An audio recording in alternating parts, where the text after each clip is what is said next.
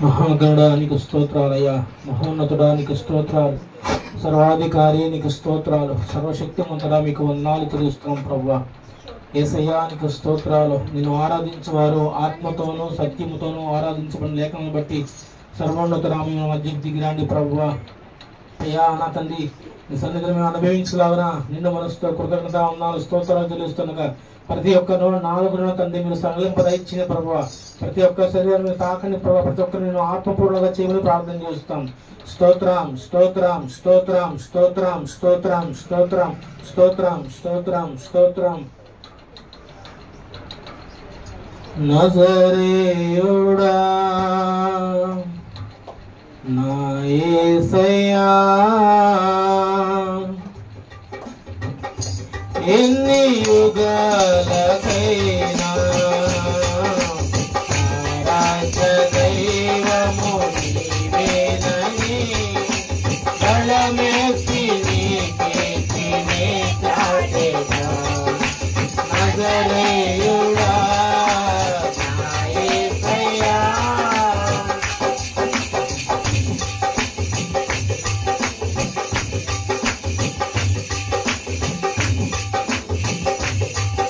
ఆకాశ గగనాలను నీ దేనక కొలచితివి. ఆకాశ గగనాలను నీ దేనక కొలచితివి. శూన్యములో ఈ భూమిని వేలాడదీసిన నా యేసయ్యా, శూన్యములో ఈ భూమిని వేలాడదీసిన నా యేసయ్యా, నీకే వందనం, నీకే వందనం, నీకే వందనం, నీకే వందనం. నజరేయుడా నా యేసయ్యా, ఎన్ని యుగాలకైనా ఆరాధ్య దైవము నీవేనని బలమెత్తి నీ కీర్తిని చాటెదా. నజరేయుడా నా యేసయ్యా, అగాధ సముద్రాలకు నీవే ఎల్లలు వేసితివి. అగాధ సముద్రాలకు నీవే ఎల్లలు వేసితివి. జలములలో బడి వెళ్ళినా, జలములలో బడి వెళ్ళినా, నన్నేమి చేయవు నా యేసయ్యా, నన్నేమి చేయవు నా యేసయ్యా, నీకే వందనం, నీకే వందనం, నీకే వందనం, నీకే వందనం. నజరేయుడా నా యేసయ్యా, ఎన్ని యుగాలకైనా ఆరాధ్య దైవము బలమెత్తి నీ కీర్తిని చాటెదా. నజరేయుడా నా యేసయ్యా,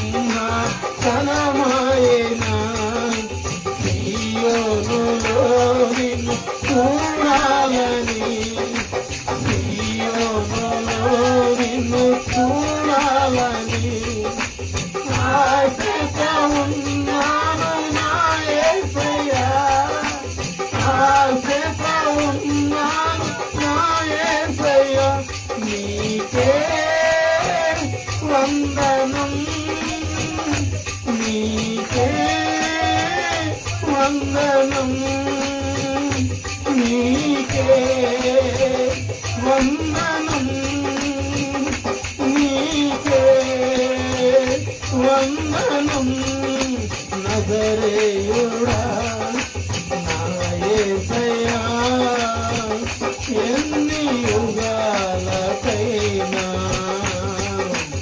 ఆరాధ్య దైవము నీవేనని గలమెత్తి నీ కీర్తినే చాటెదా, నజరేయుడా నా యేసయ్యా.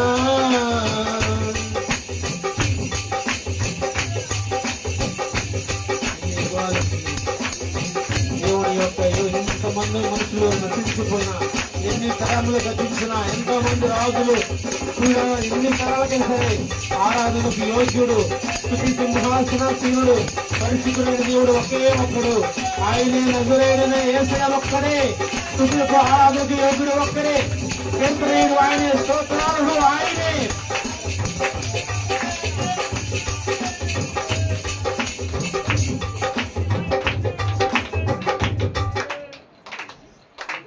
సియోనులో నిన్ను చూడాలని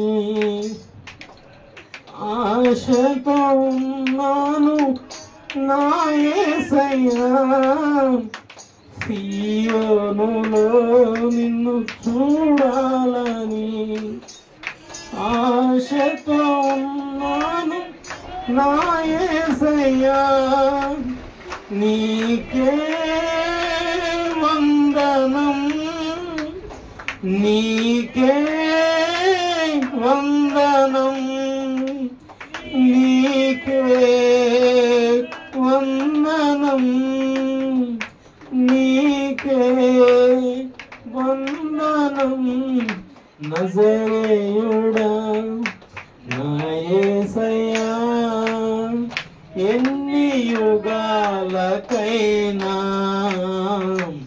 ఆరాధ్య దైవము నీవేనని గళమెత్తి నీ కీర్తినే చాటెదా. మహాపరిశుద్ధుడా, మహోన్నతుడా, సర్వాధికారి, సర్వశక్తిమంతుడా, అయ్యా సొలొమోను అంటున్న తండ్రి, అయ్యా ఆకాశ మహాకాశం పడదని తేజమేడివి, నిన్ను మేము ఎక్కడ ఈ మందిరంలో కూర్చోబెడతాం ప్రభా. ఆకాశమును సింహాసనము భూమిని పాదమిటమే చేసుకుని దేవానికి స్తోత్రాలు. అలాంటి వాటిని వచ్చి కేవలం నీ జ్ఞానంతో కలిచున్నాం మహాదేవుడానికి స్తోత్రాలయ్యా. అయ్యా మా యొక్క ఈ లోకంలో ఎన్నో తండ్రి శోధనలు, బాధల్లో, జలంలో వెళుతున్నా నా మీదకు ఏమి చేయజాలని తండ్రి భక్తులు సెలవించినట్టుగా ఈ లోకంలో అగాధంలోకి మేము వెళుతున్నాం ప్రభా, జలంలో పడి వెళుతున్నాం, కానీ మా మీదకు పారవని ఈ లోకంలో నుంచి ఎటువంటి మలినము మాకు అంటుదని విశ్వసిస్తున్నాం ప్రభా. నీకు మన సరిస్తూ చెల్లిస్తున్నాం అయ్యా. ఆ సియోను కోసం ఎదురు చూస్తున్నటువంటి వధువు సంఘం లాగా మమ్మల్ని కూడా చేర్చుకోండి ప్రభా. మా ప్రభుత్వ దోషాలను క్షమించండి. ఆ సియోనులో తండ్రి నీ కాలు మోపుతూ ఉండగా నా ప్రభా నీ చిత్తం మీద అతి భాగ్యం మాకు దయచేయమని ప్రార్థన చేస్తున్నాం. అట్టి ఆశతో మేము బ్రతుకుతుండగా తండ్రి ఈ లోక మాల్యాన్ని మాకు అంటకుండా నా ప్రభా నీ అద్భుతంగా నడిపించండి ప్రభా. నీ పరిశుద్ధమైన అభిషేకాన్ని మాకు దయచేయండి ప్రభా. నీ శక్తితో నింపు ప్రభా. బిడ్డలు ఎంతో ఆశతో వచ్చున్నారు తండ్రి, వారితో మీరు మాట్లాడండి ప్రభా. మీరు దర్శించండి ప్రభా. ఎవరి హృదయంలో ఎలాంటి ఆవేదన ఉందో, ఎలాంటి కుటుంబం ఎలాంటి సమస్యలతో నలిగిపోతున్నారు ప్రభా. నీ సన్నిధిలో సంపూర్ణమైన సంతోషం కలగని తండ్రి మేము నమ్ముతున్నాం ప్రభా. నీ సన్నిధికి వచ్చినారు వారందరితో మీరు మాట్లాడి ప్రభా. నీ దాసుడు అల్పుడు అయోగ్యుడు తండ్రి దయచేసి క్షమించి మీరు బలాన్ని ఇచ్చి నడిపించమని ఈ కొద్దిపాటి చిన్ని ఆరాధన ప్రభు ఈ పాద పద్మలకు సమర్పించుకుంటూ యేసుక్రీస్తు పరిశుద్ధమైన నామమున ప్రార్థించి అడిగి వేడుకొనుచున్నాం పరమ తండ్రి. ఆమేన్. ఆమేన్. మంచిది కూర్చుందాం అందరం.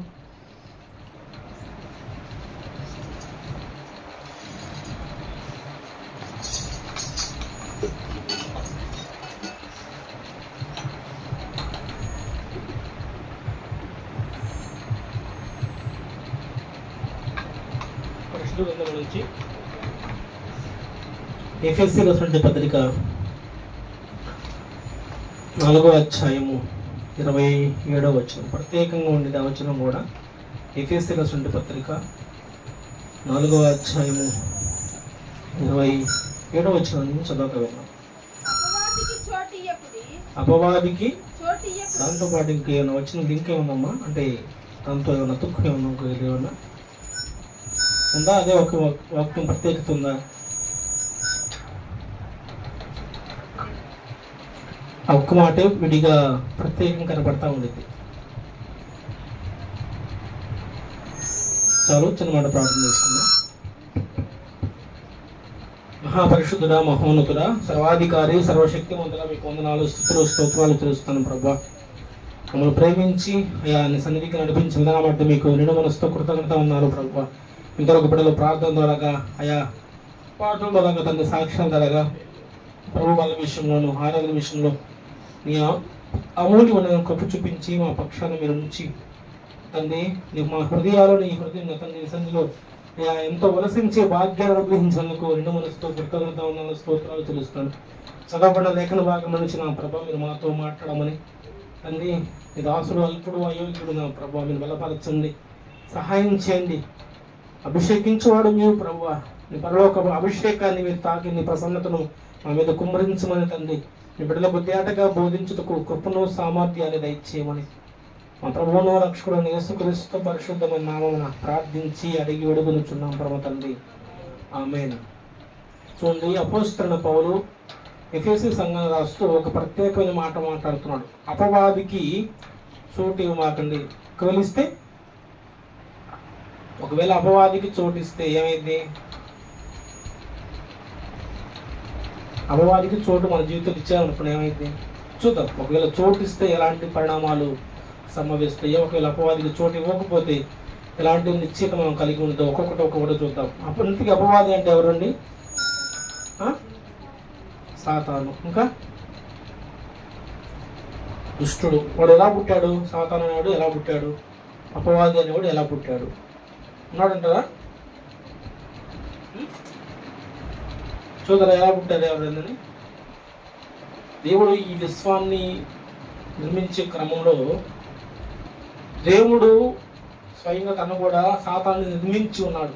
అతను వాస్తవానికి ముందుగా అలాంటి బుద్ధి కానీ అలాంటి ప్రవర్తన అందుగా లేదు. అతను కూడా మంచిగానే తను దేవుడు నిర్మించుకున్నాడు. అతను మంచి సౌందర్యవంతుడు, మంచి సంగీత విద్వాంసకరుడు, మంచి జ్ఞానవంతుడు, దైవ కుమారుడు కంటే కూడా మంచి పాండిత్యము జ్ఞానం కలిగిన వాడు సాతాను. అయితే తన జనతైక కుమారుడు అంటే అద్భుతమైన యేసు క్రీస్తుని తనలో నుంచి వచ్చినటువంటి కుమారుణ్ణి చూసి అసూయతో అతడు నేను సమానమే కదా, ఆయనకి ఇవ్వాల్సిన భాగ్యం నాకు కూడా చెందాలి కదా అని ఒకే ఒక అసూయతో దేవునికి వ్యతిరేకంగా మారి ఈ విశ్వముల నుండి చీకటిని ఆవలింపు చేసుకుని తను ఆహ్వానించుకుని ఒక దుష్టుడిగా సాతాను బయలుదేరాడు. అతనితో పాటు అతను ప్రేరేపించినటువంటి అనేకమైన వారిలో ప్రేరేపించుకుని వారందరూ కూడా పడమైన దేవతలుగా ఉంటూ ఉన్నారు. సాతాను కూడా ఉంటున్నాడు. అయితే ఈ అపవాది ఏం చేస్తాడు అంటే మొట్టమొదటిగా ఇది ఇక్కడి నుంచే కాదు. ఒకసారి యోబు గ్రంథము 1వ అధ్యాయము 7వ వచనం చూస్తే వాడికి ఎక్కడే అధికారం ఉండిద్ది. మన అధికారం ఉంది. ఎందుకంటే స్వయాన దేవుడు సన్నిధికే వెళ్ళినట్టు వాడు మనలో రావడం పెద్ద లెక్కండరా. ఒకసారి యోబు గ్రంథం 1వ అధ్యాయము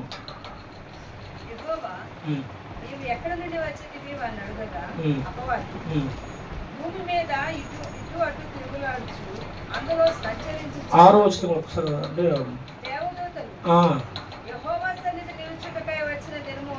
ఒకటి తటస్థించును. ఆ దినమున అపవాది యొక్క సాతాను వాడితో కలిసి వచ్చును. లోకంలో పరలోకంలో దేవదూతలు అందరూ కూడా కలిసి తటస్థి అందరూ కలుసుకోవాల్సిన రోజు ఒకటి వచ్చింది. వాడు కూడా అందులోకి అవకాశం ఉంది, సాతానికి కూడా అవకాశం ఉంది.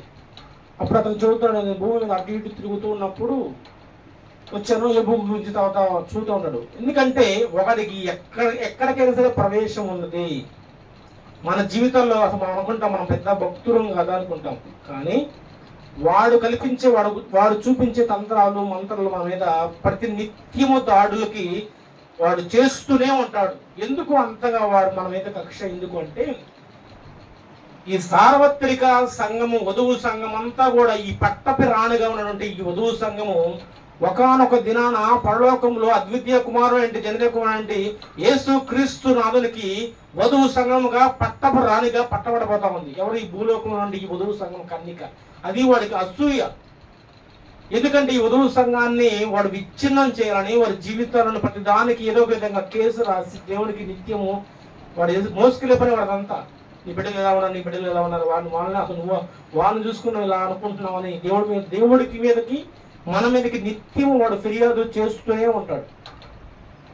అయితే సృష్టిని చేసిన క్రమంలో దేవుడు ఆదాము అవ్వలతో కొన్ని సంవత్సరాలు అనుకుంటాం, ఏదో 6 దినాలు సృష్టి అయిపోయింది, మరలా విశ్రమించాడు, నెక్స్ట్ వాడు పాపంలో పడిపోయాడు అన్నట్టుగా ఉండి లేఖనాలు. కానీ కొన్ని సంవత్సరాలు దేవుడు ఆదాము అవ్వలతో గడిపి ప్రేమతో వారికి మాట్లాడి వారి నిత్యము దేవుణ్ణి ముఖాముఖిగా చూస్తూ దేవుడితో గడుపుతున్నటువంటి దినాలయ్యి సాతాను ఒక దేవుడు చేసినటువంటి ఒక సర్పము తనలో ప్రవేశించి అవ్వను మోసగించింది. అందుకే ఆదికాండము 3వ అధ్యాయం చూస్తే ఒక మాట ఉంది. ఆదికాండము 3వ అధ్యాయము 1 నుంచి చదువుతా ఉండండి. ఆదికాండము 3వ అధ్యాయం.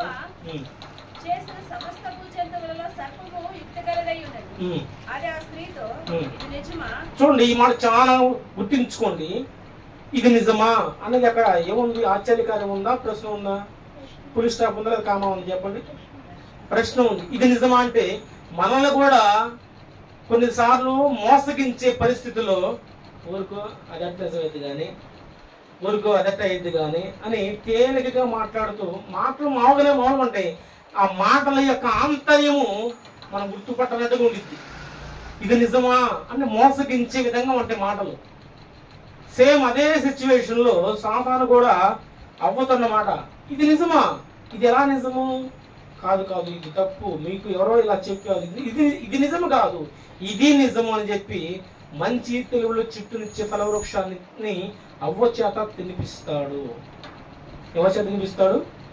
వాక్యం అనేది ఆదాము మోసపరచబడలేదు కానీ అవ్వ బలహీనత లేదు. తర్వాత అవ్వ ఆదాముకి ఇచ్చినట్టుగా ఉండిద్ది. కానీ ఆదాము తెలివిగా తప్పించుకున్నాడు. అయ్యా నేను తినలేదు, అయ్యా ఆవిడిస్తేనే నేను తిన్నాను అన్నాడు. ఆవిడిస్తే నువ్వు తినేది ఆదామా? చెప్పింది నేను నీకు కదా, ఆదాముకే కదా చెప్పింది. ఆదామా నీవు వీడన్నీ తిను కానీ ఆ ఒక్క పండు తినొద్దని చెప్పింది నీకు కదా అని దేవుడు మాటకు అవిధేయత చూపుతాడు ఆదాము. మొట్టమొదటిగా అపవాదికి చోటిస్తే ఎలా జరిగిందంటే, ముందు మనం మోసపరచబడిపోయి దేవుని యొక్క కోపానికి మనం బద్దులయ్యి, ఏ విధంగా అయితే ఆదాము అవ్వలు దేవునితో నిత్యము గడుపుతున్నటువంటి మంచిగా ఉండే ఆ యొక్క వారి జీవితాన్ని ఆ ఏదోని తోట నుంచి ఎలాగైతే నెట్టివేయబడ్డారో, ఈ రోజున నీవు నేను కూడా లోకంలో నుండి మనుషుల చేత మోసగించబడి అవమానపరచబడతాం. ఎంతమంది కాపురాలు మనం చూడట్లేదు? ఎంతమంది కాపురాల విషయాల్లో మనం చూడట్లేదు? వారు చెప్పే మాటలు తీయగా ఉండి వారి జీవితాలు కాపురాలు విచ్ఛిన్నం అయిపోయి ఈ రోజున కమ్మగా మంచిగా కలిసి కొన్ని కుటుంబాలు విచ్ఛిన్నం అయిపోతా ఉన్నాయి.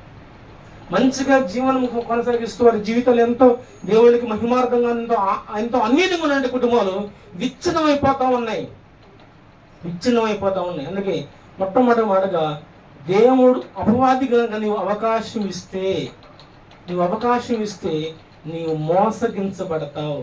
మోసగించబడతావు కాదు, దేవుని కోపకు నువ్వు ఉగ్రతుడవి ఆయన నుండి నీకు వేరుపరచబడతావు. ఆదాము అవ్వలు అలానే వేరుపరచబడలేదా? అప్పుడు దాకా ఎంతో హాయిగా ఆహ్లాదంగా సంతోషంగా మన జీవితాలు ఎప్పుడైతే అవకాశం ఇచ్చిందో అవ్వకి తను మోసగించబడమే గాక, అంటే వాస్తవానికి ఇవన్నీ దేవుడికి తెలియదాయా? ఇవన్నీ దేవుడికి తెలుసు కదా. దేవుడికి తెలియకుండా ఏదైనా జరిగిద్దంటే తెలుసు. సమస్తాన్ని వారు నిర్మించినప్పుడే ఆరంభము ఎలాగుండిద్దో అంతము కూడా ఎలాగుండిద్దో సమస్తము దేవునికి తెలుసండి. తెలియకదా అంతమే ఉండదు. కానీ ఇవి జరగవలసి ఉండవి, ఇలా జరుగుతాయి అని వారు పాపంలో పడతారని ఇలా వారు అనేక విధాలుగా వారి యొక్క జీవిత ప్రయాణం ఉండిద్దని దేవునికి ముందే తెలుసు కాబట్టి తన ప్రాణాన్ని కూడా ఇవ్వడానికి ఇష్టపడ్డాడు దేవుడు. ఎందుకంటే చేసిన వాడు ఆయన కాబట్టి, సృష్టికర్త ఆయన కాబట్టి, వీరిని చేసింది నేనే కదా, వీరి బాధ్యత నాది కాబట్టి వీరి ಎಲ್ಲ నిమిత్తము తన ప్రాణాన్ని కూడా ఇవ్వడానికి ముందుగానే రాసి పెట్టుకుని మానవ సృష్టిని నిర్మించుకున్నాడు. మొట్టమొదటి మాట, అపవాదికి అవకాశం ఇస్తే నీవు మోసగించబడతావు. ఈ మాట ఎక్కువగా యవనస్తులు బాగా తగిలింది. నేను అబ్బాయి చేతులు మోసపోయాను అయ్యా, లేదంటే అతని చేతులు నేను మోసగించబడ్డానంట. ఆ మాటలు అంటే యవన దశ నుంచి వచ్చుకున్నాను కాబట్టి చూస్తున్నాను నేను కూడా. ఆ మాటలు చాలా ఇంపుగానే ఉంటాయి, సువాసనగా ఉంటాయి. అవి మనకు అర్థం కాదు, చాలా ఆకర్షవంతంగా ఉంటాయి, చాలా ఇంపుగా ఉంటాయి. తల్లిదండ్రుల మాట, అమ్మ నీ మంచి కోసం ఒక గద్దింపు గద్దిన ఆ టైంలో నీకు అసలు ఆ మాట వినపడవు. ఎక్కడున్నావు 5 నిమిషాలు చేస్తానని చెప్పి వారి మాటలు చాలా సీరియస్గా తీసుకుని తల్లిదండ్రులను షో పెట్టి వారి జీవితాలు మోసగించునండి. యవన ప్రాయమైన బిడ్డలు లేరా స్కూల్స్కి కాలేజీలకి వెళ్తున్నామని చెప్పి తల్లిదండ్రులకు మోసగించి లోక ఆశలో లోక ప్రేమ వైపు వెళ్ళిపోయి తల్లిదండ్రులు చివరికి పాపం వారు నిజంగా వారిని మనం, ఎందుకంటే వారిని వెళ్ళి బాధ్యత ఉంది కాబట్టి నువ్వు ఎలాంటి తప్పు చేసినా సరే దాన్ని కడుపులో దాచుకొని మళ్ళా తన బిడ్డ మళ్ళా బాగుపడాలి.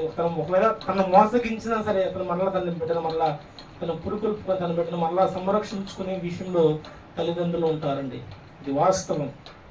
లోక ఆశల వైపు, లోక కామ కోరికల వైపు నువ్వు అనగా పరుగులు పెడుతూ వెళ్తుంటే ఒకటి ఖచ్చితంగా గ్రహించుకో, నీవు మోసగించబడుతున్నావు. తర్వాత దేవుని సన్నిధి నీకు దూరం అయితే గుర్తుపెట్టుకోండి. దేవుని సన్నిధి మీకు దూరం అయిపోయింది. దేవుని సన్నిధి మీకు దూరం అయిపోతే ఆదాము అవ్వలు ఏ విధంగా అయితే దేవుని ఎదురు తోట నుంచి గెంటు వేయబడ్డారో ఒకానొక దినాన దేవుడు కూడా నిన్ను వదిలివేస్తే నీ పరిస్థితి ఏందో ఒక్కసారి జ్ఞాపకం తెచ్చుకో. ఆయన చెబుతున్నాడంటే వర్తమానంలో తిరగలు విసురుతూనే ఉంటారు ఇద్దరు, ఒకరు వెళ్ళిపోయారు, ఒకరు ఉన్నారు. వెంటనే వాళ్ళు వెళ్ళిపోయిన వారు నిజంగా దేవుడు తెలుసుకున్నటువంటి రెండో వ్యక్తి తెలియనంటే ఆ వ్యక్తి కాస్తో కూస్తూ తెలుసన్నా ఉండాలి. యేసు ప్రభు వస్తాడని, యేసు పెండ్లి కుమారుడు వస్తాడని సిద్ధపడండి 10 మంది ఉన్నారు కదా. 10 మందికి తెలుసా యేసు ప్రభు వస్తాడని? పెండ్లి కుమారుడు వస్తాడని తెలుసా తెలీదా? చెప్పరేంటమ్మా? 10 మంది కానీ ఉపమానం ఉంది, 10 మంది కన్నికలు ఉన్నారు. పెండ్లి కుమారుడు వస్తాడని తెలుసా తెలీదా? పెళ్లి కుమారుడు గురించి ముందుగా మనకి సమాచారం ఉంది కదా. అది ఏ గడియో వస్తాడో చెప్పలా, వస్తాడని తెలిసింది కానీ ఏ గడియో చెప్పలేదు. ఏ విధంగా అయితే సిద్ధపడి ఆయన ఏ గడిగా వస్తారని చెప్పి కళ్ళు కాయలు కాస్తూ వాడు నూనెలో సిద్ధపరచుకుని సిద్ధం కలిగి ఉన్నట్టు వారు ఉన్నారు. వారందరూ కూడా పెండ్లి కుమారుడుతో ఉన్నారు. సరైన సిద్ధపాటు లేక సరిగ్గా దేవుని గురించి అవగాహన వారు ఇంకా పరిపూర్ణ తెలుసుకోలేక వారు విడవబడ్డారు. ఈ రోజున నువ్వు అపవాదికి చోటిచ్చి నీ జీవితాన్ని నీవు అలాగ మోసగించుకుంటున్నట్లయితే అందుకు వాక్యం అనేది మీరు ఎవరిని మోసగించవద్దు, ఎవరి చేత మీరు మోసపరచకూడకూడదండి వాక్యం అంటా ఉండింది. మొట్టమొదటికి అపవాది చేతికి మన జీవితాన్ని అప్పగిస్తే చిన్న అవకాశం ఇస్తే మనం మోసగించపరిచిపోతాం. తర్వాత దేవుని సన్నిధి నుంచి మనం దూరంగా వెళ్ళిపోతాం. హల్లెలూయా. నమ్ముతారు ఈ మాట? వాస్తవమా కదా? ఎందుకంటే చాలా కుటుంబాలు మనం చూస్తున్నామండి. వారు ఒకప్పుడు ఎదిగిన స్థితి చూస్తే మంచిగా మన కళ్ళ ముందే వారు మంచిగా వారు ఒకప్పుడు బాగా వెలిగి ఉన్నారు, మంచి జీవితాన్ని వారు అనుసరించి ఉన్నారు. ఈ రోజున వారి స్థితి చూస్తుంటే వారు ఎలా ఉన్నారంటే దేవునికి విషయం పక్కన పెడితే మనుషులకు కూడా అసహ్యం కలిగే విధంగా వారి యొక్క జీవితాలు కనబడతా ఉంటున్నాయి. అవునా కాదా? ఇవన్నీ ఎలా వచ్చినాయి? ఇవన్నీ దేవుడు వాటిని అనుమతించాడా? లేదు. వారందరూ వారు అపవాదికి అవకాశం ఇచ్చారు. వారు జుట్టు తీసుకెళ్లే వారు వచ్చి ఆయన చేతులు వారు అపవాది చేతులు పెట్టాడు. ఇంకా వారు ఇష్టంగా ఆడించుకుంటూ దేవునికి దూరపరిచాడండి. మొట్టమొదటి మాట ఖచ్చితంగా అపవాదికి మనం అవకాశం ఇవ్వకూడదు. ఇస్తే ఇలాంటి దుష్ప్రమాణానికి మనము లోనవుతాం. రెండో మాట న్యాయాధిపతుల గ్రంథము 16వ అధ్యాయము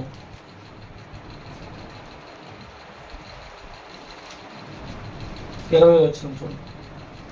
న్యాయాధిపతుల గ్రంథము 16వ అధ్యాయము 20వ వచనం. సంసోను ఫిలిష్తీయులు నీ మీద పడుచున్నారనగా అతడు నిద్ర మేలుకొని ఎప్పటి ఎట్లు నేను బయలుదేరి విడుజిమ్ము పొందినాను. అయితే యెహోవా ఎడబాసనని అతనికి తెలియలేదు. తనను ఎడబాసనని అతనికి తెలియదు. చూడండి, చిన్ననాటి నుంచే ప్రతిష్ఠుడయ్యి తల్లి గర్భమునందే తను రూపించబడి తల్లిని దేవుడు తను ఎన్నుకున్నటువంటి ఒక ప్రవక్తనండి, ఒక న్యాయాధిపతిని దేవుడు సిద్ధపరుచుకొని దేవుడు తన మీద ఎన్నో ఆశలు పెట్టుకొని ఎవరికి ఇవ్వనండి గొప్ప భాగ్యాన్ని తనకిస్తే లోకం వైపు, లోక ఆశల వైపు ఒక స్త్రీ వ్యామోహానికి బానిసడయ్యి చివరికి మనం చదవకుండా మాట ఏంటంటే యెహోవా తనను ఎడబాసనని. అది ఎంత బాధాకరం. ఈ రోజున నీవు నేను కూడా అలాంటి స్థితిలో ఉన్నాయో జ్ఞాపకం తెచ్చుకో. తల్లిదండ్రులు ఎడబాయవచ్చు, కన్న బిడ్డలు ఎడబాయవచ్చు, భార్య భర్త మీద ఎడబాటు రావచ్చు, లోకస్తులు నిన్ను ఎడబాస్తూ ఉండొచ్చు, కానీ దేవుడు మాత్రం నిన్ను ఎడబాయడు. ఈ లోకంలో ఎడబాయడు, అక్కడ నిన్ను ఎడబాడండి. ఎందుకంటే ఆయనకి మనకి అంతటి అనుబంధం ఉంది. కానీ అలాంటి ప్రత్యేకమైన వ్యక్తి నువ్వు చేస్తున్నటువంటి వాటి విషయంలో దేవుడు నిన్ను దుఃఖపెడితే, ఒకవేళ దేవుడు నిన్ను ఎడబాస్తున్న పరిస్థితిని నా మటుకు నేనే చెప్పుకుంటా. ఎందుకంటే మిమ్మల్ని విమర్శాత్మకంగా నేను అలా ఇప్పుడు చెప్పను. మిమ్మల్ని పురుకుల పేదగా ఆత్మీయంగా ఉండాలని నేను నా యొక్క ఉద్దేశం. అంతేగాని ఏది చెప్పినా నన్నే తీసుకున్నాను. కాబట్టి మనము నేనే ఉన్నాను అలానే ప్రతిష్ఠుడిగా ఉండి నాజరు చేయబడి ఉండి దేవుడు నా మీద పెట్టుకున్న ఆశలకి ఇతరు ఉంటే ఖచ్చితంగా నాకు ఇష్టంగా ఉండడు. అనేకమైన ఆత్మను సంపాదిస్తాడు. ఇతరి ద్వారా అనేక నేను ఇంకా నా యొక్క రాజ్య వ్యాప్తి చేయగలుగుతాను. ఇతరి ద్వారా నా ప్రేమను, త్యాగాన్ని అనేక మంది చెప్పే అవకాశం ఉందని దేవుడు ఎంతో ఎంతో ఆశతో, నమ్మకంతో ఎవరికి లేని గొప్ప భాగ్యాన్ని నాకు ఇచ్చి నాకు ఆయన రక్షణ, విలువైన రక్షణ, ఆయన యొక్క అమూల్యమైన నిష్కలంకమైన రక్తం నా మీద ప్రోసి ఉంచితే నేను లోకం ఆశ వైపు, స్త్రీ వైపు వ్యామోహానికి వెళ్ళిపోతే దేవుడు ఉంటాడా అండి? అప్పుడు దేవుని చిత్తాన్ని నేను నెరవేరుస్తానా? నెరవేర్చకపోగా దేవుడిని దుఃఖపెడతాను. వాటితో పాటు నేనే ఇంకా చాలా విధాలుగా నేనే నాశనం పరిస్థితికి వచ్చేందుకే తన కళ్ళు తర్వాత ఓడదీసినట్టుగా కనబడతా ఉంటాయి. రోజున అపవాదికి సంసను అపవాది చేతికి ఇచ్చేసాడు, తన చేతికి ఇచ్చేసాడు. ఎంతో బలిష్ఠుడు, ఎంతో ఫిలిస్తీన్ నుంచి ఇశ్రాయేల్ ప్రజలు కాపాడుతూ ఒక న్యాయాధిపతిగా దేవుడు ఎన్నుకొని అతని గొప్ప స్థానం ఇస్తే ఆ స్థానాన్ని కూడా పక్కకు పెట్టి, అందుకే ఒక పెద్ద దైవజనులు ఇప్పుడు ఒక మాట అంటారండి, చెప్పి మంచి మాటే, ఎప్పుడైనా సరే భార్యాభర్తలుగా ఉంటే వారిద్దరు ఇప్పుడు ఎడబాయకూడదు. తెలుసా? నేను వస్తున్నప్పుడు నా భార్యతో అంటే నేను ఒంటరిగా ఈరోజు వచ్చాను, కానీ నాకు ఆ మాట గుర్తుకొచ్చింది. ఈ మాట చెప్పేటప్పుడు ఒక దైవజనుడు నాతో చెప్పాడు, నీవు నీ భార్య ఉంటేనే ప్రార్థన రా, నీ భార్య ఉంటేనే ప్రార్థన రా అన్నాడు. అర్థం కాల నాకు. ఇంటికి పోయి ఆలోచించుకున్నా. అప్పుడు బండి కూడా లేదు, కృపను ప్రజ్ఞిస్తూ ఉంది. ఆయనకు ఆ విషయం ఆయన దైవజనులకు తెలియదు పాపం. ఆయన మాటకు నేను విధేయత చూపించి పెద్ద ఆయన చెప్పిన మాట చాలా విలువైన మాట. భాగ్యం గారు చాలా విలువైన మాట. ఆయన చెప్పిన మాట, నేను యవనస్తులుగా ఉన్నాను, నేను వెళుతూ ఏదన్నా అంటే చేశానని కాదు, చేయను కూడా అనిపిస్తుంది, నాకు ఆలోచన కూడా లేదు.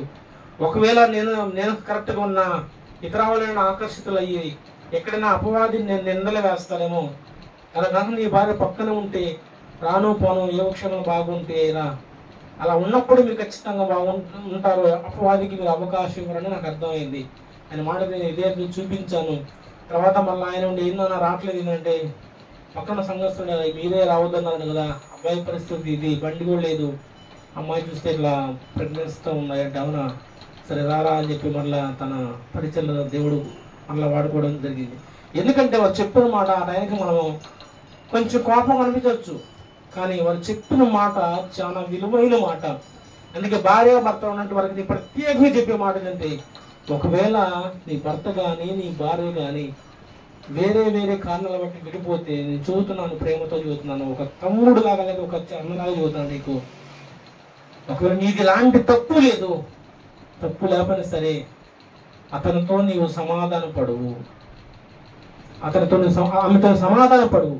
ఎందుకంటే దేవుని వాక్యం అనేది వారిద్దరూ ఏక శరీరము, ఆదాము అవ్వలను చేసినప్పుడు ఆదాముల నుంచి తన పక్కన ముఖం తీసి పక్కన పూడ్చిపెట్టి అవ్వలుగా నిర్మించుకున్నాడండి. నరుని నుంచి నిర్మించబడింది కాబట్టి నారి అనే వాక్యము సెలవిస్తా ఉంది. కాబట్టి వారిద్దరు ఎడబాయకూడదు. ఒకే ఒక కారణం బట్టి ఎడబాయవచ్చు. ఏంటిది ఆ కారణం చెప్పండి? ఒకే ఒక కారణం బట్టి భార్యాభర్తలు విడిపోవచ్చు. ఆ ఒక్క కారణం తప్ప మనుషులు కానీ రక్త సంబంధికులు కానీ ఇరుగు పొరుగు వారు కానీ భార్యాభర్తల విషయంలో ఎవరు కూడా తల తోర్చకూడదు, వారిని ఎడబాపకూడదు. అది దేవుని సంకల్పం. ఒకే ఒక్క విషయం ఏంటి అంటే భార్య కానీ భర్త కానీ అపవిత్రమైన కాదు, ఒక వ్యభిచార విషయము తప్ప, ఒక్క వ్యభిచార విషయము తప్ప ఈ ఒక్క విషయాన్ని దేవుడు అనుమతించలేదు. ఇక వేరే వేరే కారణాలను బట్టి నా భార్య నేను కొట్టాను, అలాగే పుట్టింటికి పోయింది అనుకోండి, కొట్టారంటారా? కొట్టారు అనుకోండి. తన విషయంలో నేను మాకు ఎడబాట్లుగా ఉన్నాయి. అటుపక్కల 4 మాట్లాడుతున్నారు, ఇటుపక్కల 4 మాట్లాడుతున్నారు. మరి ఇంకా ఎడబాల్సింది అంటే ఎడంగా ఉంది ఎవరు? వీరే కదా. చెబుతున్న వాళ్ళు హాయిగా వారి సంసారంలో బాగానే చేసుకుంటా ఉన్నారు. దూరం అయిపోయిన వాళ్ళు ఎవరు? నేను, నా భార్య. ఒకవేళ నా తను కొట్టిన కారణం బట్టి వాళ్ళు తను రావాలని ఎదురు చూస్తున్నా, తను రానిట్లా, నేను బాగాలని చూస్తా, నన్ను బానిట్లా. అతని జీవితం కొన్ని సంవత్సరాలు గడిచిపోతూ ఉంటే ఈలోగా ఎవరైనా సరే అపవాదికి అవకాశం ఇస్తే, అంటే ఎవరైనా సరే అర్థం చేసుకుని ఎవరైనా సరే వారిద్దరిలో ఎవరైనా సరే ఒకరికి అవకాశం ఇస్తే అపవాదికి ఖచ్చితంగా వారి జీవితాలు పతనమే.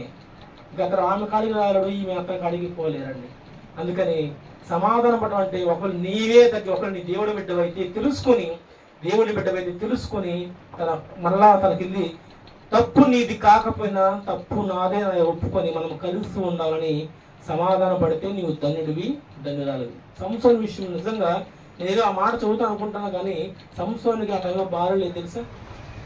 తను వాస్తవానికి ఫిలిస్తీన్ అమ్మాయిని ప్రేమించి చేసుకుంటే తను విడిచిపెట్టిన తర్వాత మరలా తన సహోదరుడు ఆమెతో అలా ఉన్న కారణం బట్టి విడిపోతాడు, మళ్ళా విడిపోతారు.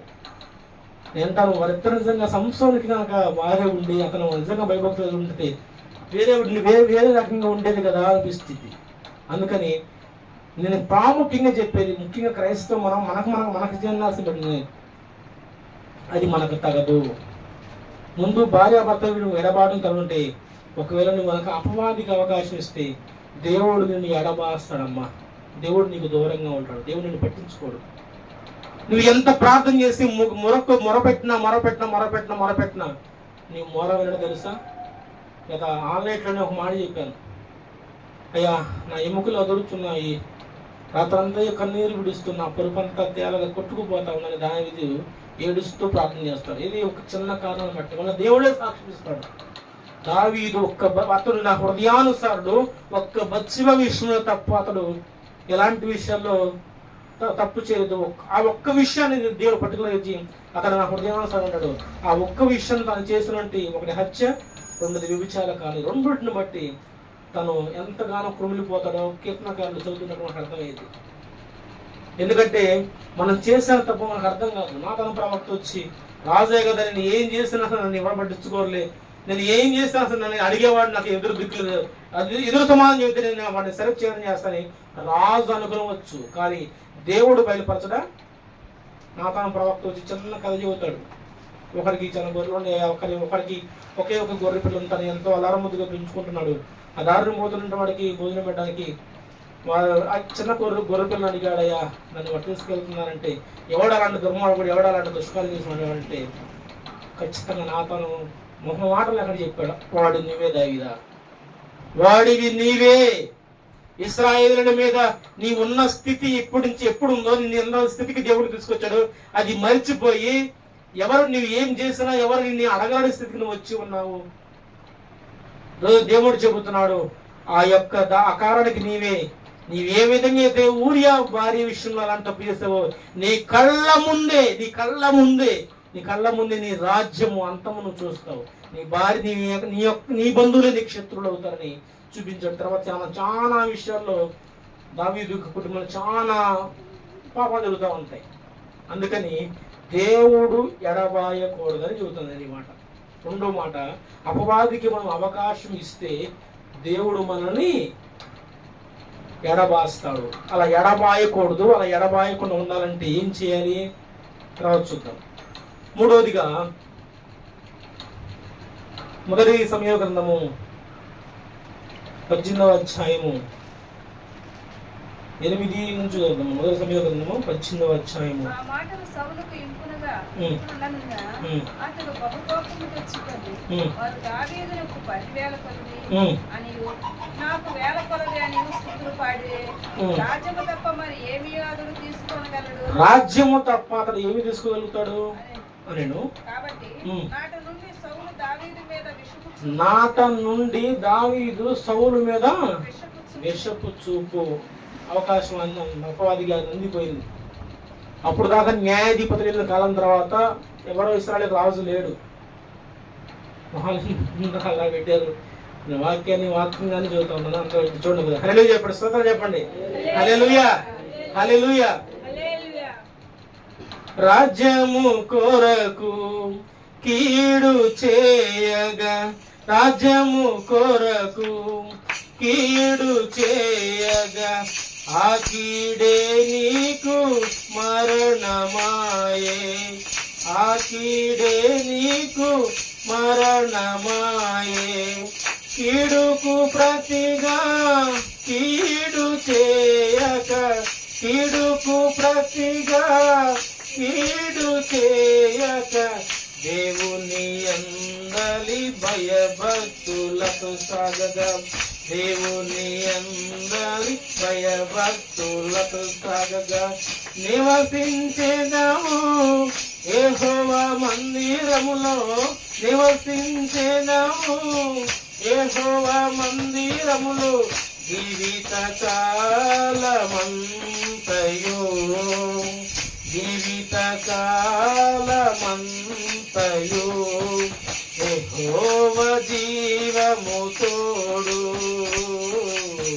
అభిషేకించిన వానికి ఆయనే తోడుగా నిలచిన,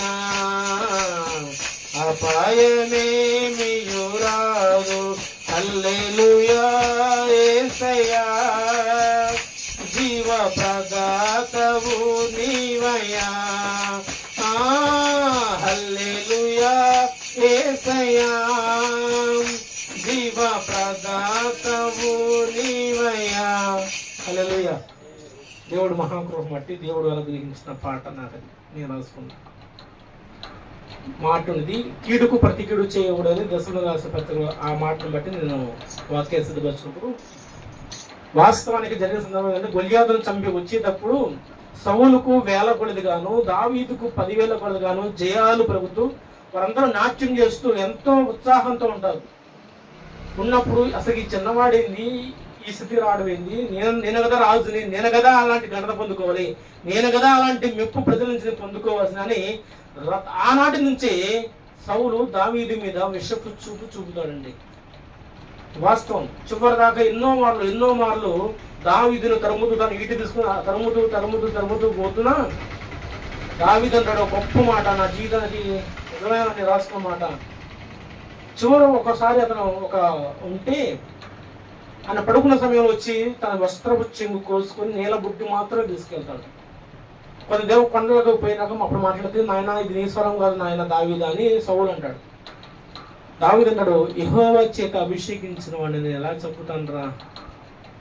చూడండి, అంటే ఇది దైవజనం కూడా వర్తించింది. ఈ రోజున దైవజనం ఒకరి మీద ఒకరు దోషం చేసుకుంటూ, ఒకరి మీద ఒకరు సనుగుకుంటూ, ఒకరి మీద ఒకరు విద్వేషం ఉంటారు. ఆ మాటను ఆ మాటను చదివినప్పుడు యెహోవా చేత అభిషేకించబడిన వాడిని నేను ఎలా చంపుతాను, అలాంటి పాతకాన్ని అలాంటి దాన్ని నేను ఎలా మూట కట్టుకుంటానయ్యా, నేను దానికి అలా నేను కట్టుకోలేను. కాబట్టి అందుకే దావీదు అన్నాడు, యెహోవా నీకు నాకు మధ్య న్యాయము తీర్చును. నీ విషయంలో నేను తప్పు చేసి నన్ను శిక్షించవచ్చు, ఒకవేళ నీవు తప్పు చేస్తే నీవే శిక్షించు, దేవుడు శిక్షిస్తావు. అయితే నీకు నేను న్యాయం తీర్చును. అయితే మన ఇద్దరి మధ్య దేవుడే న్యాయం తీరుస్తాడు. హల్లెలూయా, దేవుడే న్యాయం తీరుస్తాడని సౌలు పలుమార్లు అతన్ని ఎన్నోసార్లు చంపాలని చూసిన, కానీ దేవుడు అతను కాపాడుతూ ఉంటాడు. అతని విషయంలో తప్పించుకుంటాడు. చివరికి సౌలే ఎప్పుడైతే అపవాదికి అవకాశం ఇచ్చి విషపు చూపుతూ యోనాతానుతో ఒక మాట అన్నాడు, అడగగొట్టువాడా, సౌలు దావీదు పట్టుకుండగా నీకు రాజ్యము సంప్రాప్తి కాదురా, నీకు రాజ్యం రాదురా, వాడు మరణానికి అర్హుడు. చూస్తారన్నమాట, ఎక్కడన్నా చూస్తారు, అది తర్వాత చూద్దాం అంటారా.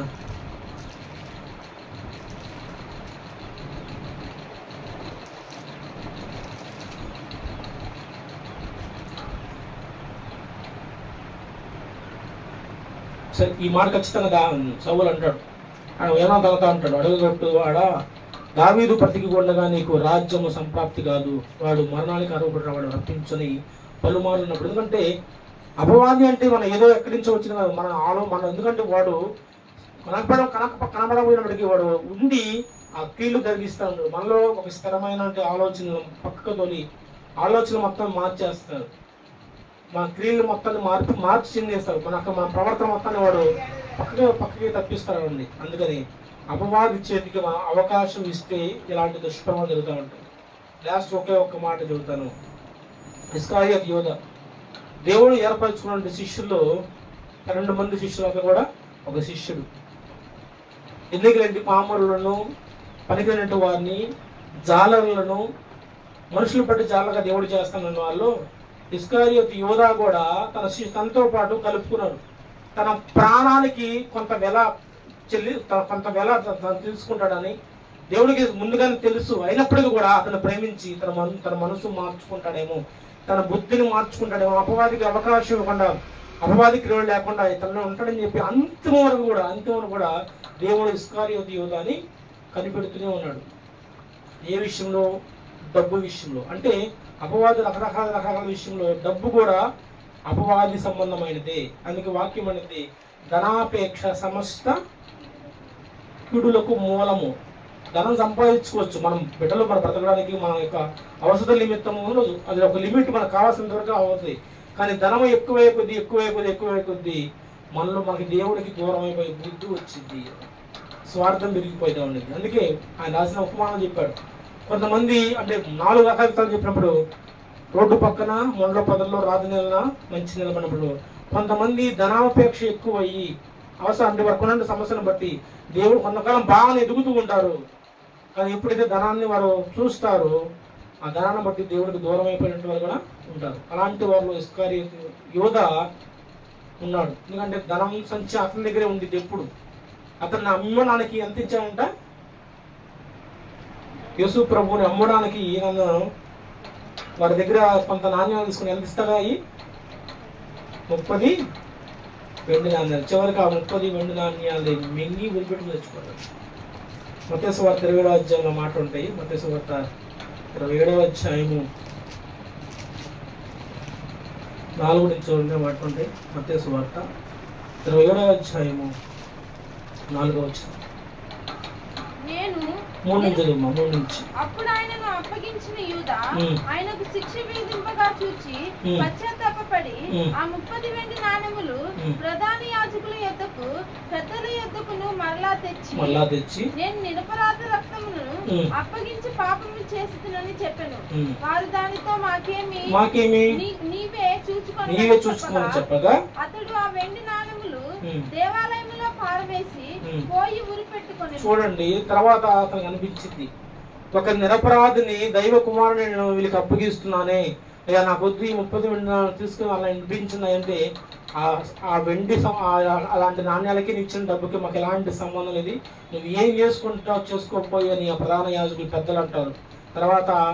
తర్వాత ఇస్కారియోతు ఎంతగా పశ్చాత్తాపడి తను చేసినటువంటి దోషానికి నీకు శిక్షగా తననే విధించుకోవడం, గురిపెట్టుకుని చనిపోతాడు. అదే స్థానంలోని మళ్ళా చీట్లు వేసినప్పుడు మరొక దేవుని మత్తి అని వారి అపోస్తులు పిలుచుకుంటారు.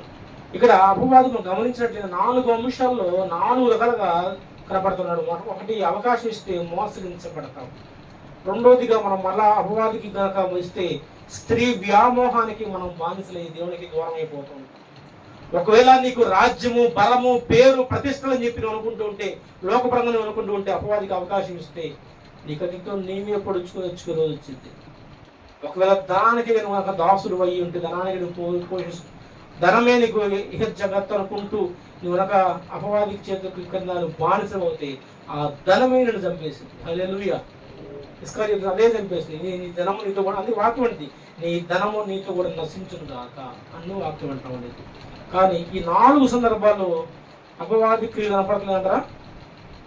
స్త్రీల విషయం కావచ్చు, రాజ్యం విషయం కావచ్చు, ధనం విషయం కావచ్చు, స్టార్టింగ్ లోకం విషయంలో ఏదైనా ఆకర్షణ, ఒక చిన్న పండు యొక్క ఆకర్షణకి మనం మనం మోసగించబడి అపవాది జీవితాలు ఎలా ఉంటాయో వారి జీవితాలన్నీ కూడా ఏ కాడికి దేవునికి దూరం అయిపోయినట్టుగానే ఉన్నాయి, కానీ ఎక్కడ కూడా దేవునికి దగ్గర అయినట్టుగా ఎక్కడ లేవండి, దగ్గర. అందుకని నా ప్రియమైన దేవుని బిడ్డలకు ప్రేమతో తెలియజేస్తున్నాను, మధ్యాహ్న కాల సమయంలో అపవాదికి అవకాశం ఇవ్వమాకండి.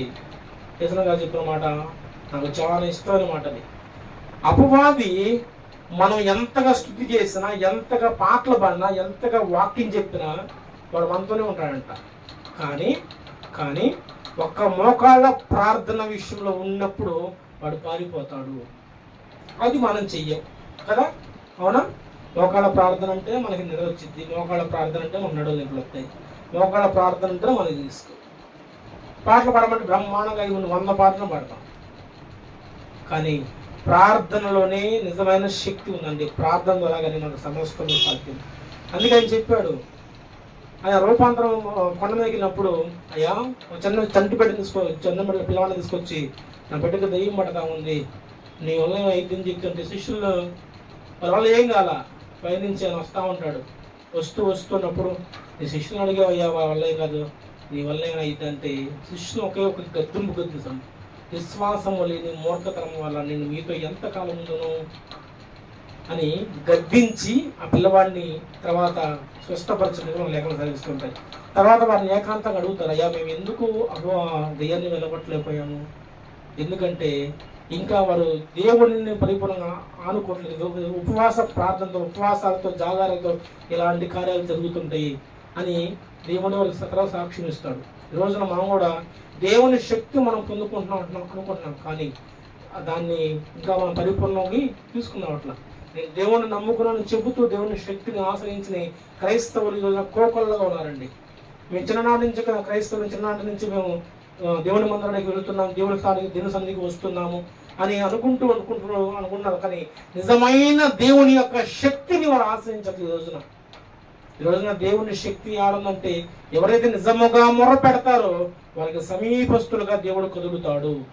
నిజముగా మొర్ర పెట్టు వారికి దేవుడు సమీపస్తుడండి, ఆయన దూరంగా ఉండేవాడు కాదు. అందుకే 66 కీర్తన మొట్టమొదటి మాత్రం వాక్యుడిది, ప్రార్థన ఆలకించువాడా, ప్రార్థన ఆలకించువాడా, ప్రార్థన ఆలకించువాడా. నేను ఆలకించట్లే అని చెప్పట్లా, ప్రార్థన ఆలకించువాడా.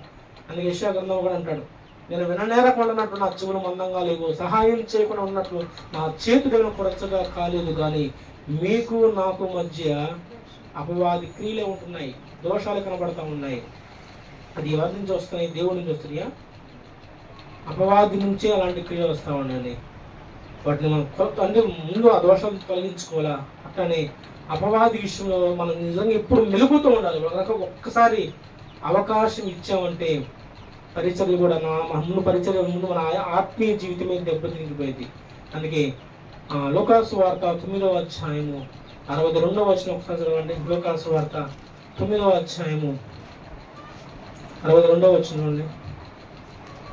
యేసు నాగటి మీద చెయ్యి పెట్టి వెనక్కు తట్టి చూడు వాడెవడును దేవుని రాజ్యమునకు పాత్రుడు కానని వారితో చెప్పాడు. నాగటి మీద చేయిని ఉంచి వెనుకక తిరగక తీసాగెడు వారిని భారము కలిగి సువార్త గింజలు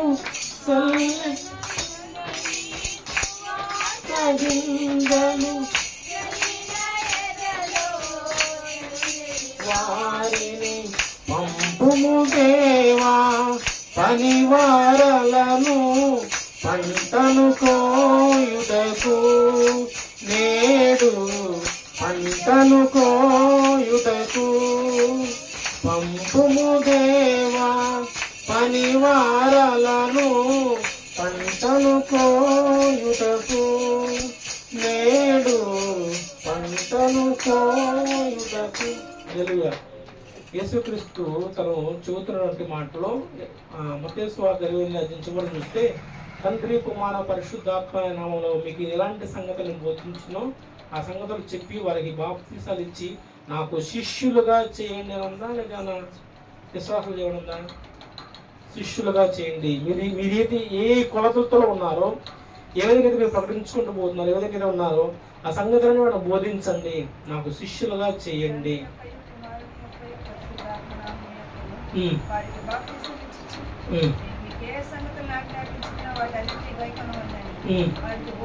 బోధించను.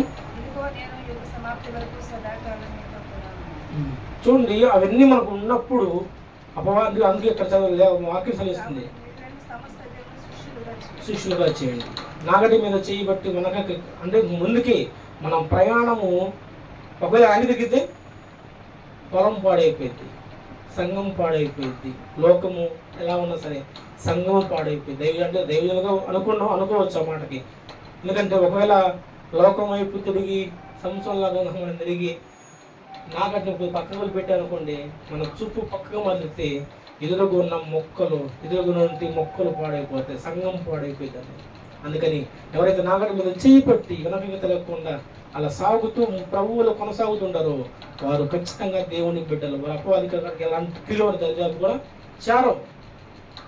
కానీ మానవ సంబంధం ఉంటాం అంటే ఏదో ఒక అందుకు వాక్యం అంటుంది, శరీరాశ, నేత్రాశ, జీవడము ఇవన్నీ దేవుని వల్ల పుట్టినవి కావు అని యోహాను సువార్త మొదటి యోహాను పత్రికడి మాట ఉంది. అవి దేవుని వలన పుట్టినవి కావు అని మాట ఉండిద్ది. ఎందుకంటే మనంతరగా మనము వాటిలో పడిపోతున్నాం, శరీరాశ, నేత్రాశ, జీవడం అని పడిపోతున్నాం. కానీ ఈ రోజున దేవుడు నేను ప్రత్యేకంగా ఎంచుకొని దేవుని సన్నిధిలో ఒక మొక్కగా నేను నాటి ఉన్నాడు. కానీ వాటికి ఇంకా నువ్వు బానిసలు అవుతూ ఉంటే దేవుడు ఇంకా నిన్ను నీ విషయం ఏమని చెప్పుకోవాలా?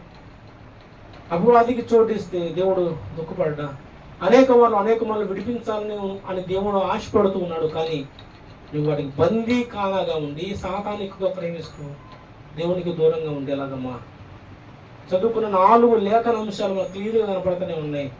మోసగించిపోతే దేవుని సన్నిధికి గింటి వేయబడతాం, స్త్రీ వ్యామోహానికి బానిసలై ఉంటే కళ్ళు పిరుక్కొని దేవునికి దూరం అయిపోతున్నట్టుకుంటాం, రాజ్యం కొరకు విషపు చూపిస్తూ ఉంటే ఆ ఏ రాజ్యం కొరకు ఉన్నావో చివరికి అదే రాజ్యంలో నీ ఒక కత్తి తీసుకుని నీవే తెచ్చిపోతావు, దేవుడి దూరం అయిపోతూ ఉంటాం. డబ్బే ధనముగా డబ్బుతోనే నువ్వు ఇంకా నాకు కాలం కలిసి డబ్బే ప్రపంచం ఉంటే ఆ డబ్బుతోనే నువ్వు నశిస్తావు. ఇస్కారియోతు మనకు సాక్ష్యం ఇస్తావు. లాస్ట్ ఒక్క మాట చెప్పి మనం ముగించుకున్నాం. మొదటి తిమోతి 4వ అధ్యాయము 1వ వచనం చూడండి.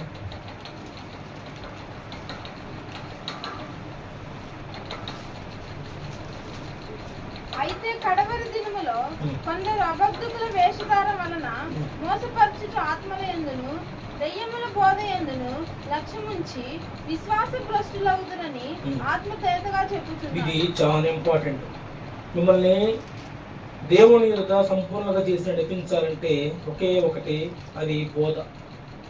ఉపదేశము కరెక్ట్గా ఉండి సత్యవాక్యాన్ని మీకు వెల్లడపరుస్తూ చెబుతూ ఉంటే ఆ సత్యవంతులు మీరు ప్రతిష్ఠితంగా ఉంటారు. అయితే ఈ కడుగుడి దినాల్లో అనేకమంది అబద్ధ బోధలు వస్తాయని దేవుడు ముందుగా రాసిపెట్టాడు. ఏది సత్యబోధో ఏది అసత్యబోధో తెలుసుకోవాల్సినటువంటి బాధ్యత నీకు ఉంది. అందుకని ఎటు పడితే అటు పోకూడదు, దాన్ని గుర్తుపట్టి ఉంటే మంచిది. లేదంటే విశ్వాస భ్రష్టులు అవుతారు. అందుకని వాక్యాన్ని ఎప్పుడు ధ్యానిస్తూ ఉండాలి, వాక్యాన్ని ఎప్పుడు నెమడ వేసుకుంటూ ఉండాలి. కీర్తనగాడు మొట్టమొదటి కీర్తన అన్నాడు, దీవారాత్రము యెహోవా ధర్మశాస్త్రమును ఆనందించేవాడు విశ్వాస భ్రష్టుడు రాయబడిందా? ధన్యుడు. యెహోవా ధర్మశాస్త్రం దీవారాత్రం ధ్యానించేవాడు ధన్యుడు. ఎప్పుడైతే వాక్యంలో నువ్వు నిలుపుకుంటూ శ్రద్ధగా నిలుపుకుంటూ వాక్యాన్ని ఎప్పుడైతే ధ్యానిస్తూ ఉంటావు నువ్వు ధన్యుడివి, ధన్యులుగా మార్చబడుతూ ఉంటావు. అయితే ఈ అపవాద క్రియల నుంచి మనం ఎలాగా ముందుకు పోయేది? ఇప్పటిదాకా అపవాదికి అవకాశం ఇస్తే ఎలా చెప్పుకున్నాం. ఒకవేళ ఈ అపవాదికి నుంచి దూరంగా పోవాలంటే ఎలా? భాగ్యం గారు చెప్పండి. భాగ్యం గారు ఎఫెసీయులకు రాసిన పత్రిక 6వ అధ్యాయము 12 చూడండి, 12-14 12వ వచనం నుంచి. ఎఫెసీయులకు రాసిన పత్రిక 12వ వచనం 14వ వచనం. శరీరులతో కాదు గాని ప్రధానులతోనూ అధికారులతోనూ ప్రస్తుత అంధకార సంబంధం ఉన్న లోకనాథులతోనూ ఆకాశ మండలమున్న సమూహములతోనూ పోరాడుచున్నాము.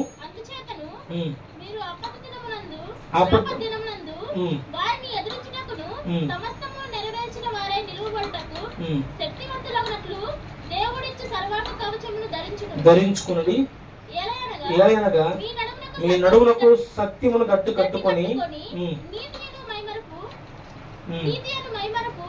తొడుగుకొని పాదములకు సమాధాన సువార్త వలనైనను సిద్ధ మనస్సు జోడు తోడుకొని నిలువబడుడి.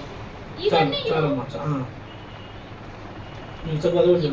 గాక విశ్వాసమును డాలు పట్టుకొని దానితో మీరు దుష్టుని అగ్ని బాణములన్నిటిని ఆర్పుటకు శక్తివంతులగుదురు. హల్లెలూయా. అపజయముల మధ్య వెనకడుగు వేయకుమా, పోరాడుతున్నది అంధకార శక్తులతో. అపజయముల మధ్య వెనకడుగు వేయకుమా, పోరాడుతున్నది అంధకార శక్తులతో. దేవుడికి సర్వాంగ కవచమును ధరించుకొని దుసాటి చేబూని స్తుతి యాగము చేయుచు జయమే ఊపిరిగా గురి యొద్దకు సాగిపో. జయమే ఊపిరిగా గురి యొద్దకు సాగిపో. ప్రాణమా నాలో తొందర పడకుమా, ప్రాణమా నాలో తొందర పడకుమా. ఎందుకింక కన్నీరు, ఎందుక వేదన, నీ దుఃఖ దినములన్నీ సమాప్తమైనవని తెలుసుకునేస్తమా యేసయ్య మాటది. అపవాది గాడేసి ఎన్ని అగ్ని బాణాలు సరే, ఎన్ని దశంతరాలు సరే, వాటన్నింటినీ ఇదిగోండి సర్వాంగ కవచం ధరించుకుని జయమే ఊపిరిగా మనం సిద్ధపడినట్టు వెళితే దాని వెనక మన గొప్ప బహుమానం ఉంది అని నమ్మండి. అంతేగాని అపవాది చేతికి మన చుట్టంతా అప్పగించి చిన్న చిన్న చిన్న చిన్న వాటి కొరకు ఏదో కాసేపు తుడికి వెండి ఆవేశాలకు తుడికి వెండి క్షణాల వరకు నీ వెనక లోకానుసారంగా జీవిస్తే చాలా నష్టపోతామమ్మా, చాలా నష్టపోతావు. ముందు దేవునికి దూరం అయిపోయి మన దేవునికి వేరుగా ఉండి ఏం చేయగలుగుతాం?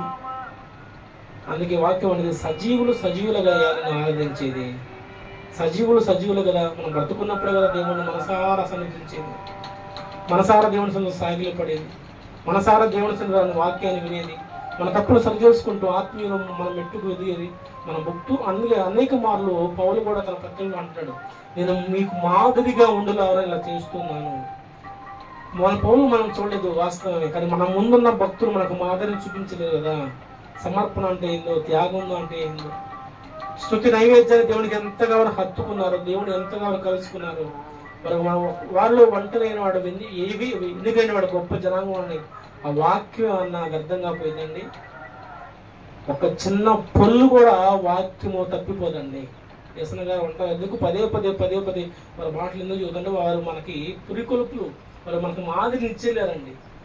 ఒంటరిగా ఉండి తిని తినక వారు జీవితాన్ని గడిపి దేవుని కొరకు బ్రతికి దేవునితో రోషంగా బ్రతికి ఈ రోజున కొన్ని కోట్ల మందికి వారు ఆశీర్వాదంగా మార్చబడి చేస్తే అలాంటి భక్తి చేయాలి, చేస్తే అలాంటి సేవ చేయాలి, చేస్తే అలాంటి సమర్పణ జీవితాన్ని చేయాలి. అంతేగాని నేను అపవాదికి అవకాశం ఇస్తే నా బ్రతుకు శూన్యం కదా, దేవునికి నేను దూరం అయిపోయినట్టు కదా అని ఈ రోజున తెలుసుకో. ఇక నుంచి నేనైనా సరే ఎందుకే ప్రతిసారి నిజంగా నేను నమ్మకపోండి.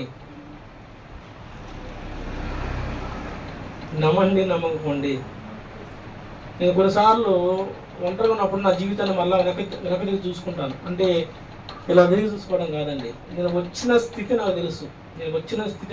ఏ స్థితి నుంచి దేవుడు నన్ను ఎంచుకున్నాడో, దేవుడు ఎందుకు నన్ను ఇలా దేవుడిని పని చేస్తున్నాను కూడా అది దేవునికి తెలుసు, నాకు తెలుసు. ఎందుకంటే నా స్థితి నాకు తెలుసు. ఒకవేళ నేను ఎక్కడన్నా నేను గాడి తప్పుతున్నానా అని నేను నలగొట్టుకుంటుంటాను. సరే రాయి కత్తులు పెట్ట కాదండి, ఉపవాసంతో ఉండే సన్నిధిలో ఆ కన్నీళ్ళతో సన్నిధికి మొదలుపెడుతున్నాను. నేను నిజంగా చెబుతున్నాను, కన్నీటితో చెబుతున్నాను. ఎందుకయ్యా ఇది తీసుకుంటే ఎప్పుడో తీసుకునేవాడు కదా, ఎందుకు నన్ను ఇలా ఇలా ఇంకా నిన్ను నిలబెట్టుకున్నావు నీ పని అంటే ఇంకా నేను ప్రేమిస్తాను, నీ ద్వారా అనేకులకి నేను ఆశీర్వాదాన్ని మారుస్తాను రా. వారు నేను ఎక్కిరించారు కదా, నేను అవమానపరిచారు కదా, నేను తృణీకరించారు కదా, నేను ఎన్నికలు కదా, రా నా కానీ నేను తీసుకున్నాను వారి మధ్య నేను ఆశీర్వాదంగా చేస్తాను. దేవుడు నిజంగా నానే తీశాడు. ఈ రోజు నేను ఇక్కడ చెబుతున్నాను అంటే అభిషేకం లేదు, ఎలా చెబుతానండి, చెప్పకూడదు. అవకాశం అంటే వాక్యాన్ని పంచుకోవడం కూడా కొంతమంది అవకాశం ఇవ్వరు. కానీ పాటలు పాడడం కాసేపు ఏదైనా ఆరాధించి సాక్ష్యం చూపించుకుంటారు, కానీ అంత అవకాశం కూడా ఏ దైవ్యంగా ప్రోత్సహించరు. నిజంగా జాషువా అట్టి కొలత చూడాల, ఒక దైవజనుడు కొలత చూశాడు జాషువా. హల్లెలూయా. ఒక దైవజనుడు కొలత చూశాడు నాలో.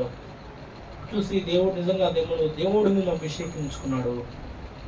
అది నేను గుర్తుపెట్టుకున్నామాట. ఎందుకంటే దేవుడు కనుక నాకు తోడు లేకపోతే, దేవుడి యొక్క అభిషేకం నా మీద నేను చేయలేనండి. నేను రాసుకున్న పాటలు మన వల్ల కాదు, నేను ఏం చేయలేదు. అందుకే ఒక ఆయన అంటాడు, నేను రాసుకున్నాను ఒక చిన్నది చదువుతాను. యేసుతో నడవాలని, యేసుతో ఉండాలని, యేసుతో నడవాలని, యేసుతో ఉండాలని హానోకు నడిచేను ఆ తరములో, నీవు నడిచెదవా మరి ఈ తరములో. హానోకు నడిచేను ఆ తరములో, నీవు నడిచెదవా మరి ఏ తరములో. నీ అర్పణ కాదు దేవునికి నీవంటే ఇష్టమని, నీ అర్పణ కాదు దేవునికి నీవంటే ప్రాణమని, నిన్ను ప్రేమించి మహిమను విడచి ప్రాణమునే అర్పించినాడు. తెలుసుకోనేస్తమా యేసయ్యా ప్రేమను, తెలుసుకోనేస్తమా యేసయ్యా త్యాగాన్ని. ఇవన్నీ రాయడానికి దేవుడు అనే కృప ద్వారానే రాయించుకుంటున్నాడు. నిజంగా మనం అనుకుంటూ ఉండవచ్చు, నీ పట్ల నా పట్ల ప్రతి ఒక్కరికి దేవుడికి ఒక ప్రణాళిక ఖచ్చితంగా ఉండదండి. దాన్ని కనిపెట్టుకొని ప్రార్థనా పట్ల కనిపెట్టుకుని, అయ్యా నేను అపవాది చేతిలో ఉన్నాను, నీ చేతిలో ఉన్నాను, నీ చేతిలో నేను ఉంటే ఎలాగా నేను వాడబడాలి అనేది మాకు అర్థమైంది. అపవాది చేతిలో నీ చుట్టూ కనుక ఇచ్చి కనుక ఉంటే ఏ విధంగా నడిపించబడుతున్నావో నీ అంతరాత్మక వదిలేస్తున్నావు. నిజంగా ఒకవేళ నువ్వు అపవాది చేతిలో కనుక ఉంటే నీ అంతరాత్మక వదిలేస్తుంది. నిజంగా నేను దేవుడి చేతిలో నడిపించబడితే నా సాక్ష్యం ఎలా ఉంది, నా నడవడికి ఎలా ఉంది, నా ప్రవర్తన ఎలా ఉంది, నిజంగా నీ దేవుడికి ఎలాగ ఇష్టంగా ఉందని నీకు తెలిసింది. అపవాదికి ఇస్తే అది నీకే తెలిసింది. కాబట్టి ప్రేమతో మిమ్మల్ని హెచ్చరిస్తూ కొన్ని మాటలు చెబుతాను. అపవాదికి అవకాశం ఇవ్వకండి. చిన్న అవకాశం ఇచ్చిన వాడు దూరిపోతాడు. ఒక చిన్న అవకాశం ఇచ్చిన దూరిపోయి నీ జీవితాన్ని సర్వనాశనం చేస్తాడండి. ఒకటే ప్రార్థన, దేవుని సత్యం గురించి బోధ, నిత్యము ప్రార్థన ప్రార్థన ప్రార్థన. ఈ ఒక్క మాట చెప్పి ముగిస్తాను. ఆయన 40 దినాలు ఉపవాసం ఉన్నప్పుడు అపవాది డైరెక్ట్గా వెళ్ళి నిమిషంలో ఈ లోకమంతా చూపించిందంటే అతడు ఎంత శక్తిమంతుడు. ఆ మాట చూసారు ఇప్పుడు గమనించారా? లోకమంతటి నీకు నా లోకమంతటి నీ మీద నీకు అధికారాన్ని ఇస్తానని నిమిషంలో అతనికి చూపించింది. నాకు సాగిలు పడతావని సాతాను అతను గద్దించి అంటాడు, ఈ రొట్టెలను రాగలను రొట్టెలుగా చేసుకుని తినంటే మనుషుడు మాట దేవుని మాట వాళ్ళని బ్రతుకుతాడని మాట వింటా ఉంది. దాన్ని అపవాదికు సాతాను కూడా దేవుడిని శోధించింది. కానీ దేవుని మాట మన హృదయంలో ఉన్నప్పుడు, దేవుడు శక్తి మన దేవుడు ప్రార్థన ఉన్నప్పుడు ఖచ్చితంగా వాడే పారిపోతాడండి. దేవుడిని శోధించడానికి వచ్చాడు, మనం శోధించడా ఖచ్చితంగా శోధిస్తాడు. ముఖ్యంగా పాస్టర్ని చాలా ఇష్టంగా చూసుకుంటాడు అన్నమాట. నిజంగా దైవ జన కుటుంబాన్ని చాలా ఇష్టంగా చూసుకుంటాడు. ఎందుకంటే వాళ్ళని బడబడితే చాలు, సంఘానికి బోధించలేము, సంఘాలను కలిగిలుగా ఉంటాం అనేది మనం ప్రబోధిస్తే అతని వల్ల పని ఆగిపోయిందని వాడు తెలుసు. కానీ ఏ కాడికి నిత్యము మనము దైవజనుల కుటుంబం ప్రార్థన చేయాలి. అది మనసులో ఉంచుకోండి. మీ ఆత్మీయ జీవితం కూడా మనసులో ఉంచుకోండి. దేవుడి కొద్ది మాటలు దీవించి ఆశ్రయించిన కాక ఆమె.